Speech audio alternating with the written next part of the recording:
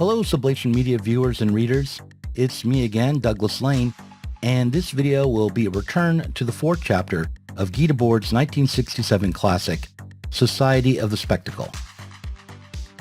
In this video, I will look at the fourth chapter again, as my first attempt didn't take up the totality of what Debord was saying, and because upon rereading, I decided that this chapter is the most important in the book.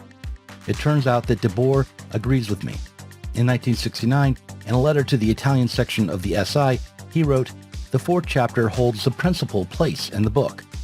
It is a summary of the failure of the proletarian revolution and of its return."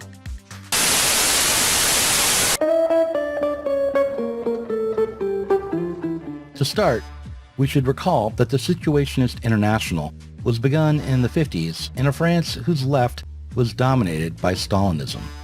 Debord was a former member of Socialism or Barbarism, a group formed by Cornelius Castoriadis when he had his final disenchantment with Trotskyism. In this way, Debord's political education was, perhaps from the start, anti-Bolshevik, and it is in this chapter that his argument against Bolshevism is delivered directly and in a condensed form. Let's walk through it now. To begin with, we'll take up Debord's critique of economism. Economism, as it arose in the 19th century, was the position that capitalism and bourgeois society would develop into socialism organically or through reform. It was a rejection of revolution, and it was attended by revisionism, which means it was attended by the rejection of Marx's critique of political economy, a rejection, amongst other things, of Marx's version of the labor theory of value, and with it, the tendency for the rate of profit to fall and create economic crises. Debord blamed an aspect of Marx's own thought for this revisionism within the Marxist movement. He pointed to Marx's reliance on Hegelian abstraction and his desire to consider his critique to be grounded in science for the economism that took hold of the struggle for socialism. Bourgeois science, Debord said, is always ignorant of its own conditions of possibility. It is a one-sided approach to the world, and it fails to see how the terms of its own understanding are historically determined.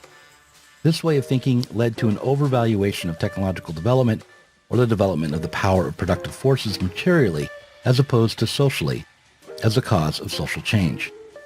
It led to the idea that increasing industrial productive capacity could, perhaps by itself, lead to revolution.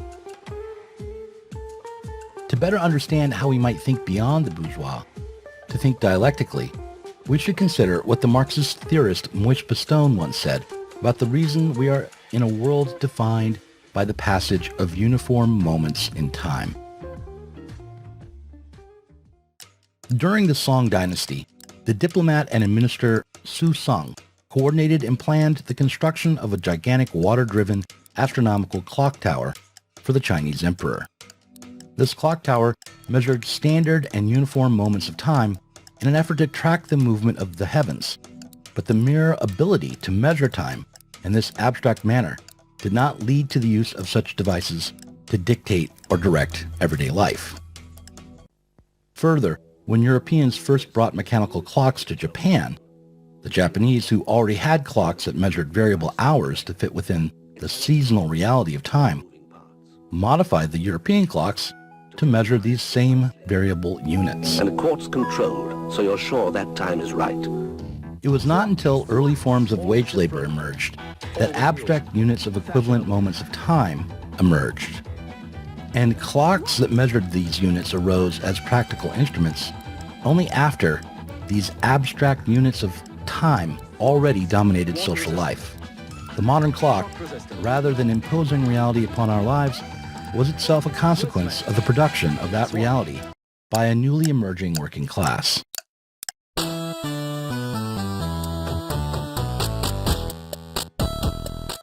When we keep this fact about clocks in mind, it is easier to understand what Debord means when he writes that science itself arises only on the foundation of the historical development of the economy, and that history is only dependent on economic knowledge as long as it remains economic history.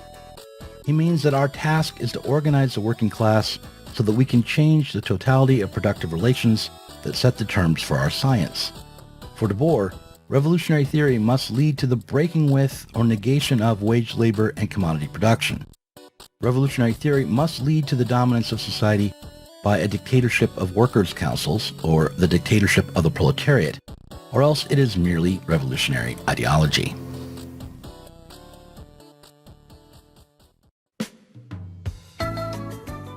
Debord grounded his understanding of the problem of representation in the history of socialist struggle, pointing to the failure of 1848 and the Paris Commune to explain what had gone wrong in 1922, or why Stalin and Stalinism emerged.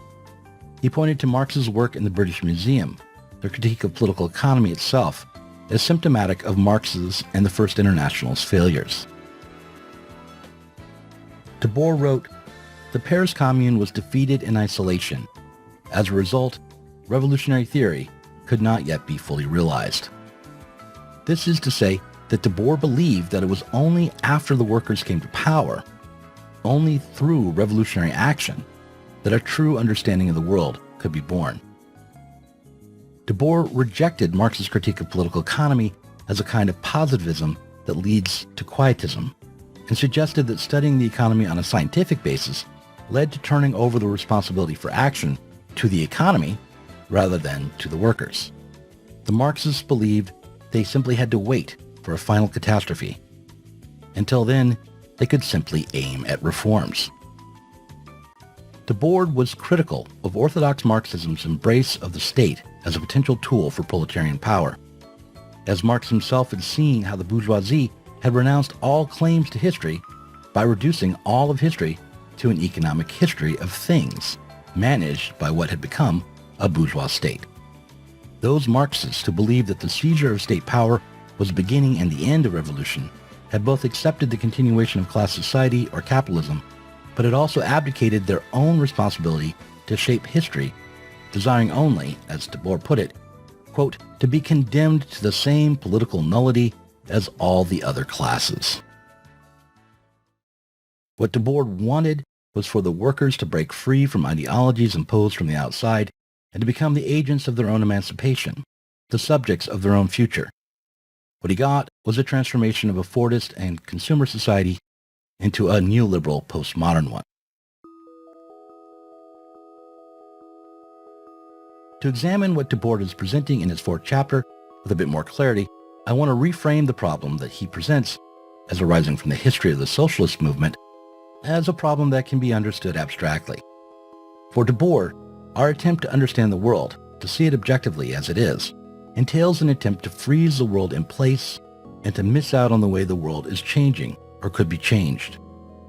This is a problem of positivism as he sees it.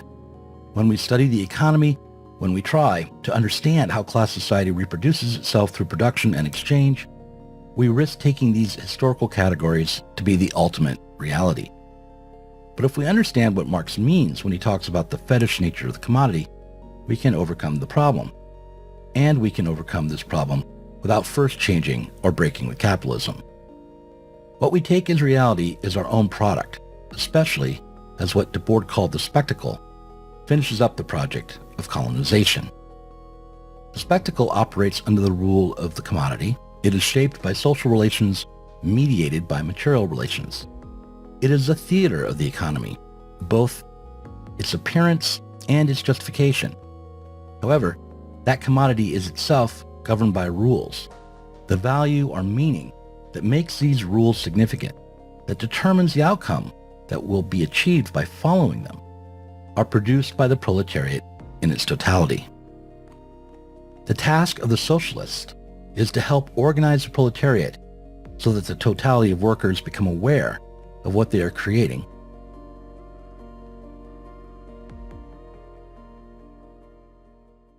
There are two kinds of attack, with warning and without any warning. Let's reconsider the immiseration thesis by thinking about an old movie, a movie called War Games. At the end of John Badham's film, an artificial intelligence called alternatively Whopper or Joshua learns that a game called Global Thermonuclear War is not worth playing. The AI realizes that there is no way to win the game. The computer thinks through all the possible variations, all the moves, and comes to the conclusion that they all lead to a stalemate and to disaster. The immiseration thesis, the idea that capitalism's own crises will lead the proletariat to overcome capitalist relations through revolutionary action, does not hinge upon the idea that the workers will come to be so miserable, so impoverished, that they will, in a fit of self-preservation, act to change the system, but rather that some future terminal crisis will create conditions wherein it will be possible to think through the impossibility of winning at capitalism. The self-contradiction of capitalist relations will become self-evident. But unlike the characters in war games, we can't be sure that the proletariat will learn this the way Joshua did. After all, the AI in war games had lines written down in advance. The outcome was certain. We, on the other hand, can only place a bet. We can place a bet, and we can do the learning ourselves. Paul and Patty would have ducked and covered this way, like this girl. Older people will help us as they always do, but there might not be any grown-ups around when the bomb explodes.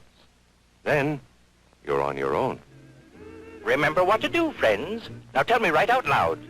What are you supposed to do when you see the flash?